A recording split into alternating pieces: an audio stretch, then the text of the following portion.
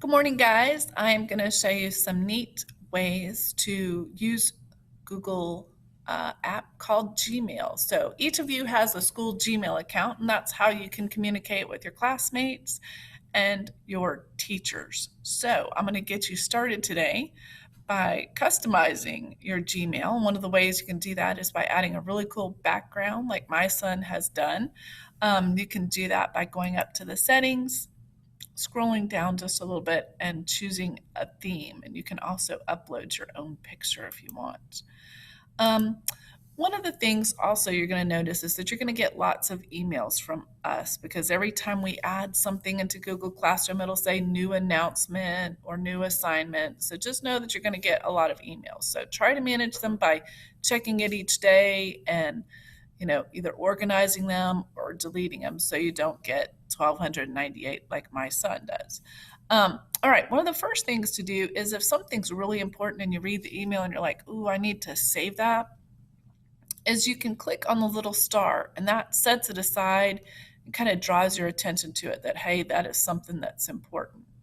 And then when you want to look for it again, you can click on the starred and it will bring up all the items, all the emails that you have decided were important. Okay. Another way you can do that is you can organize things like, let's say your language arts teacher is going to send you vocabulary words each week. So you want to organize those emails. So let's say this is our first one. And here are my vocabulary words for the week. I don't want to lose them. So I'm going to give them a label. So I go up to the very top and I'm going to say ELA words. And I'm going to do create new. And what that does is it creates a label over here for you to put those emails in. And I'm going to change the color. Let's say I'm going to make it orange. Okay. Now, when I go back to my inbox, I see, oh, there's my ELA words. And I can drag that email and I can put it in there so that when I go back to study, that email is in that label and it has my words in there. So that's kind of a neat little tool. Another tool is you're going to do lots of Google Meets this year, so you can organize them and put them in your calendar. Over here on the left are some really neat tools that people don't always use. There's a calendar that has, ties into Google Classroom and it'll have assignments and due dates there. Another thing that's kind of neat is you can make to-do lists with Google Keep and you can add tasks. So let's say I know that I have a meeting, a Google Meet, but I'm not sure where that email is. So I'm going to search for any email that has the word meet in it. And there it is. And it is that's the one I'm interested in. I start it with my social studies teacher. So I'm going to open that email up. And I'll be like, okay, that's at 1:00 today. So, and there's my code. So I'm going to go over here and I'm going to add that as an event that I need to take care of. So I'm going to do create an event.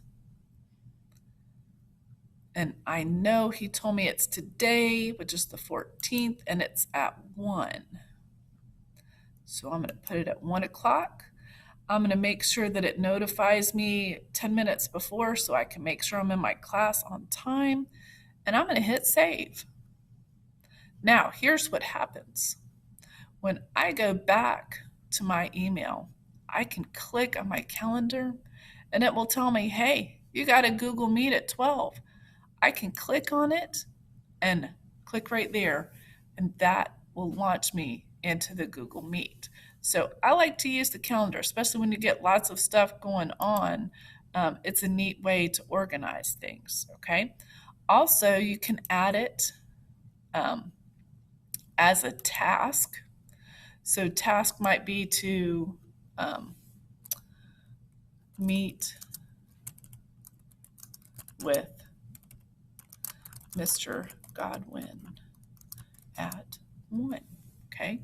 And then you can always have like a little to-do list. So these are just some kind of neat tools also that your email has. So I hope those tools helped you.